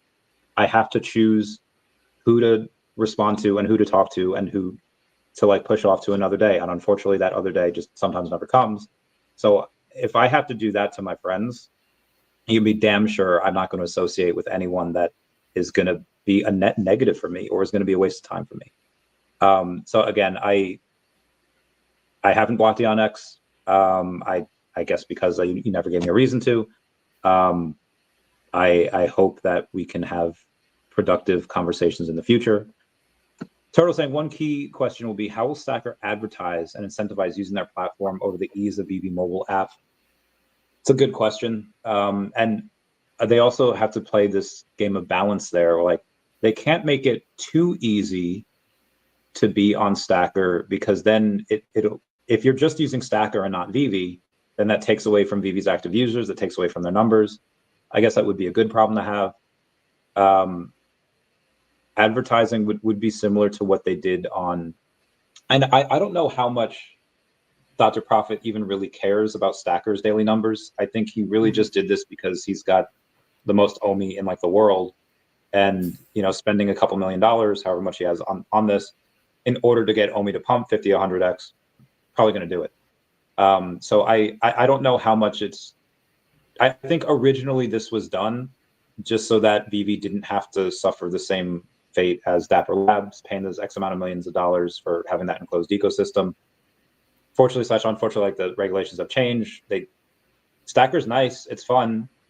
It would be easier, I think, now, if this were to wind the clocks back a few years, they would just build it into VeVe. Hey, now you can send USDC to VeVe. Like, it already gives you an OMI wallet, a gem wallet, an NFT wallet. They could just add to that wallet. But now, like, they've done so much on it so far, it's like, okay, might as well build it out.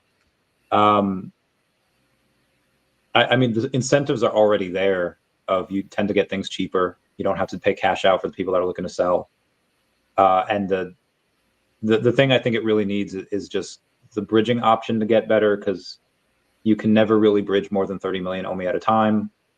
And also it sponsors the gas fees, which is great, but it also still uses, I don't know if it's 1 inch, whatever liquidity pool it uses, that liquidity is god awful.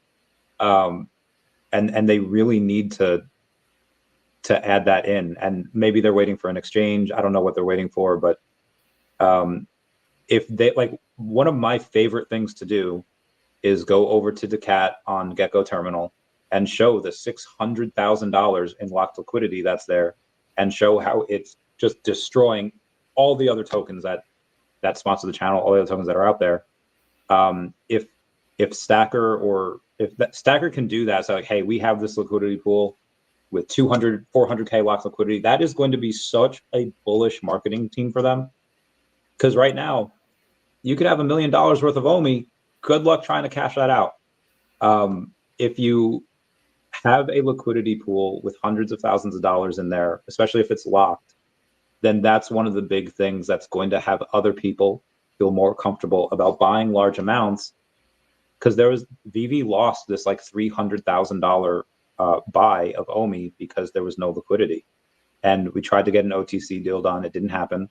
But it just, that's one of the things I think they could do. Doc, correct me if I'm wrong on any of those things, or definitely add your own 2 cents, please. To the OTC deal, or to the what can Stackr Stackr advertise and some yeah. So first of all, shout out to Turtle. I freaking love Turtle. Yeah, he's my hero. You're the man, dude. Like, if you haven't met Turtle in real life, this guy is just an incredible human being. So I just gotta shout you out first and foremost, man. But so how will Stackr advertise? Listen, I think that Stackr has bigger plans than just VeVe. I think that it wants to, like, I mean, I swear Dr. Prophet has said, right, like, that he's like, I'd love to see Bored Apes next to VeVe IP, right? Like, they are a marketplace. And so I think that if they can get some of these other major IPs or NFT brands to also sell on Stackr, that in and of itself will bring people to Stackr and advertise for VeVe. So I think that would be a big deal. And like, I'm gonna take a different stance than Randy on drawing people away from VeVe, because the drops will always happen on VeVe.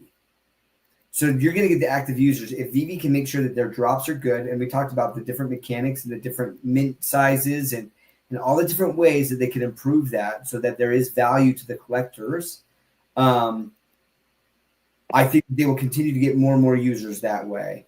But then there's an incentive, and one of the incentives is already there, Turtle, with the cash out fee. If you're on VeVe and Gems, you've got that 10% cash out fee. That 10% fee is not there on Stackr. So that's huge. Now, could they make that a bigger deal? Could they talk more about that? Sure.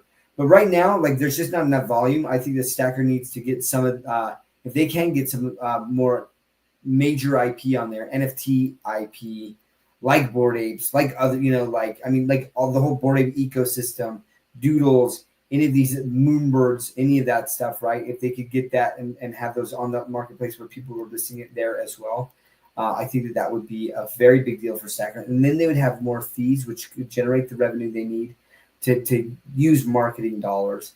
I don't know how much marketing dollars they're getting, with these transactions.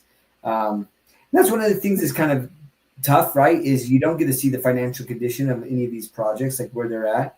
And that's another reason why I get pissed off when things a slow rug or like it is a rug. I'm like, again, man, I've invested in projects with this idea, and it pisses me off because I'm like, if you had just run with this idea and actually built it out, you would have made so much more money. But instead, you burn your reputation for life in this space, right? Because what happens is all of a sudden you start paying yourself this massive salary so that you can buy a Lambo, and you're all of a sudden you're taking pictures in Dubai with all this stuff, and then like your project gets run into the ground. And it's just like, oh yeah, like it just didn't work out. And it's like, no, you didn't actually spend the money on that. You just spend all of our money. And then VeVe is building out a legitimate product that I love. I love like these collectibles. I'm on the aftermarket. I'm definitely going to buy a Buzz Lightyear. I don't want to go for the drop. I don't like the drop mechanics, which means that I'm going to be able to get an animated Buzz Lightyear for less than $20. And I'm going to take photos and videos of it with my kids because they'll freaking love it, But do I wish that VeVe would kind of look at that and talk to their IP and say, hey, you know what? Things have kind of changed in this space. Things aren't working the way. And I think that they have to a certain extent. The prices are coming down on certain things. Like, again, I like when they have like these editions where it's like maybe it is the common, just a rare, and then the secret rare. So the chances of hitting something are a lot bigger. Then maybe I'm willing to pay a higher price. But the ultimate goal is they need to add value to the people that are here in some way, shape, or form. And some of the way they add value is just the collectibles are more fun to interact with. That's great, but like edition sizes matter, and the number of like rarities and stuff also matter. And I think that they got to kind of tone that down until they can get some more users, because you'll draw in more users as people make money, and then as people are making money and there's more users, you can increase the edition size, which then brings you more profits. Like, I don't know how else to explain that. I can't explain that any better than that. So, yeah. Agreed, sir. Preach. We're at that 2-hour mark. Anything you want to talk about before we bounce and talk off camera a bit? No, you and I, we got to talk. We got to talk about that thing. Oh, yes, we do. All right. Everyone say bye-bye to Dashi. Bye-bye, Dashi. We love you all. Class. Hey, thanks, man. I was just stepping in with Rain with the glasses because I love golf. I always comments on Rain's glasses, and he was there on my channel.